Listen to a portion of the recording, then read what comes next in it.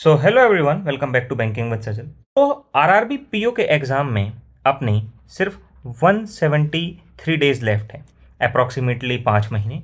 और उसी के मेंस एग्जामिनेशन में और उसी से थोड़े दिन और पकड़ लो, 1 महीने का गैप, ऑलमोस्ट 200 दिन। तो क्या इन 173 डेज में या इन 200 दिन में अपन आरआरबी पीओ को प्री से मेंस तक प्रिपेयर कर सकते हैं? तो मेरा तो इसमें एक ही आंसर है कि किया तो जा सकता है, इम्पॉसिबल तो नहीं है, कर तो सकते हैं। तो कैसे कर सकते हैं, चलिए आइए देखते हैं। So hello everyone, welcome back to banking with Sajal.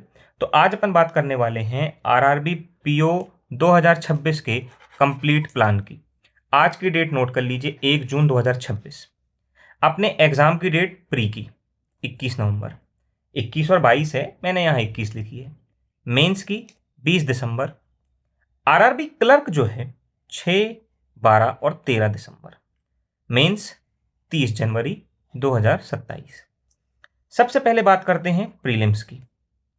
RRB के प्री के एग्जाम में इंग्लिश और हिंदी नहीं आता, मतलब लैंग्वेज सब्जेक्ट नहीं आता है। रीजनिंग के 40 क्वेश्चन रहते हैं, 40 मार्क्स, 25 मिनट। क्वांट्स में 40 question, 40 marks, 20 minute. Overall 45 minute, 80 marks का आपका रहता है। अब एक्सपेक्टेड जो कट ऑफ इसका हमेशा जाता है, या फिर प्रेडिक्टेड कट ऑफ जो है, आपको 55 से 60 के बीच में देखने को मिलता है। तो 55 से 60 अगर देखने मिल रहा है तो आपका टारगेट स्कोर मॉक में कितना होना चाहिए? हमेशा 60 प्लस, और मैं तो कहूंगा 65 के आसपास आपके मॉक में टारगेट होना चाहिए। बात करें मेंस एग्जामिनेशन की, रीजनिंग में 40 question, 50 marks, 30 minute. Same quants में, हिंदी और इंग्लिश में से आप कोई एक चूज कर सकते हो पेपर में, 30 मिनट जिसके लिए मिलते हैं, 40 क्वेश्चन और 40 marks. General awareness 40 question, 40 marks, 15 minute. Additional subject computer knowledge 40 question, 20 marks, 15 minute. अब ये 20 मार्क्स क्यों? क्योंकि हर एक क्वेश्चन 0.5 मार्क्स का रहता है। रीजनिंग में हर एक क्वेश्चन 1.25 मार्क्स का रहता है, और सेम क्वांट्स में भी। तो ये तो हो गए आपके सामने एग्जाम पैटर्न, इंपॉर्टेंट डेट्स। चाहिए तो मैं ये शीट आपके साथ शेयर कर दूंगा, मेरे टेलीग्राम चैनल को ज्वाइन कर लीजिएगा, वहां पे आपको मिल जाएगी। अब जैसा कि अपना जो मेन टॉपिक है, 173 डेज बचे हैं, तो क्या इसमें अपन आरआरबी पीओ के लिए प्रिपेयर कर सकते हैं? जी हाँ।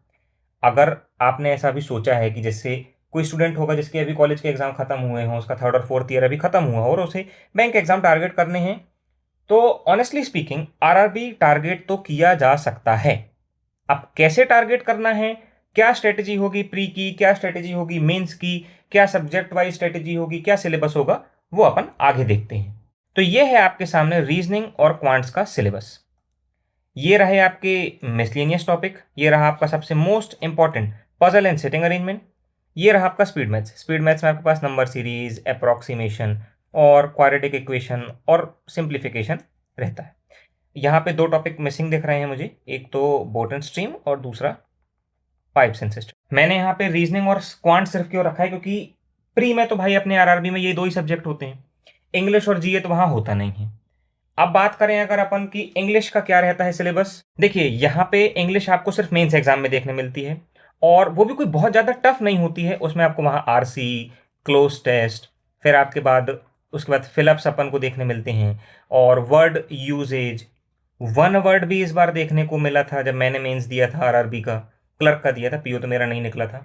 और उसके बाद वो अपने एरर डिटेक्शन देखने मिलते हैं। और हिंदी का भाई मुझे कोई नॉलेज नहीं है, हाँ, लेकिन मैं आपको रिसोर्स बता दूंगा कि हिंदी आप कहाँ से पढ़ सकते हो, जो अपन आगे वीडियो में बात करेंगे।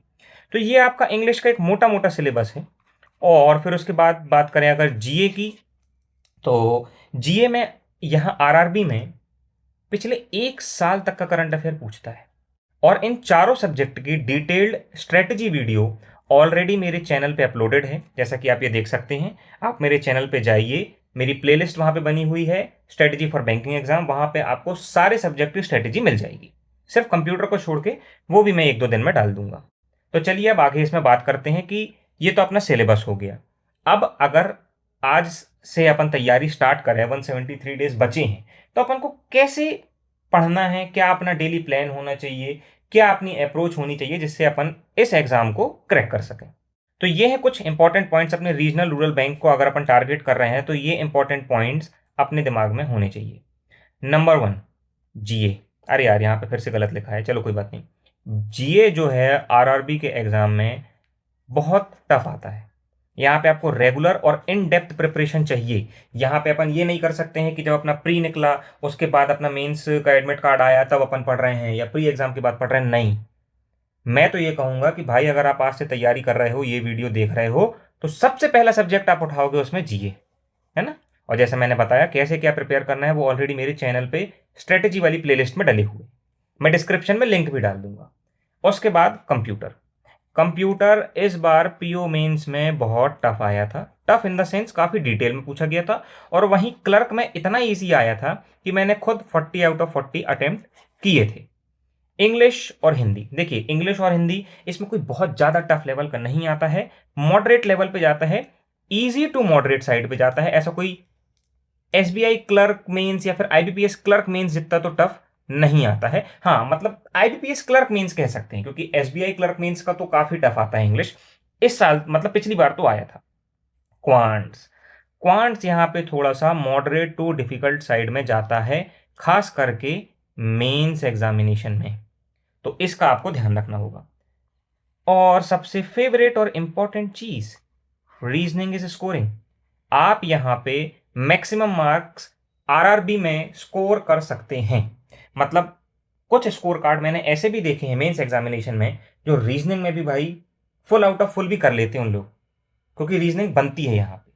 तो गेम चेंजर आपका क्या होगा प्री और मेंस दोनों के लिए, कि try to score maximum marks in reasoning. Reasoning में मेरी ये सलाह रहेगी कि प्री में 35 आप ला सकते हो यार, आराम से आ सकते हैं 35। और वहीं क्वांट्स में आपको एटलीस्ट 25 टारगेट करना है। 35 और 25 कितना हो गया, 60। इतने में आपका प्री निकल जाएगा, क्योंकि प्री का कट ऑफ 55 से 60 के आसपास ही घूमता है ना। टारगेट तो आपको 30 तक करना चाहिए, लेकिन अगर आप 25 तक भी ला रहे हो तो भी काम चल जाएगा। तो अपनी सारी बातें हो गई एग्जाम की इंफॉर्मेशन से लेके सिलेबस से लेके सब कुछ। अब आपका एग्जाम प्रिपरेशन का गेम प्लान क्या होना चाहिए। प्रीलिम्स, प्रीलिम्स में आपको रीजनिंग में सबसे पहले पजल्स टारगेट करनी है। मिसलेनियस यहाँ आता है 10 12 15 नंबर तक का आता है मिसलेनियस, लेकिन पेपर तो पजल से ही निकलेगा। और वहीं क्वांट्स में बात करें, अगर आप अरिथमेटिक में 6-7 टॉपिक भी कर लोगे ना, कि percentage ratio, average, time speed distance, boat and stream, train, pipes and cisterns, SI CI, इतना भी कर लोगे काम बन जाएगा। आप यहाँ पे मेंसुरेशन और आपका प्रोबेबिलिटी ये सब छोड़ सकते हो। और उसके बाद स्पीड मैथ्स तो आपको करना ही करना रहेगा। इतने में आपका प्री तो निकल जाएगा।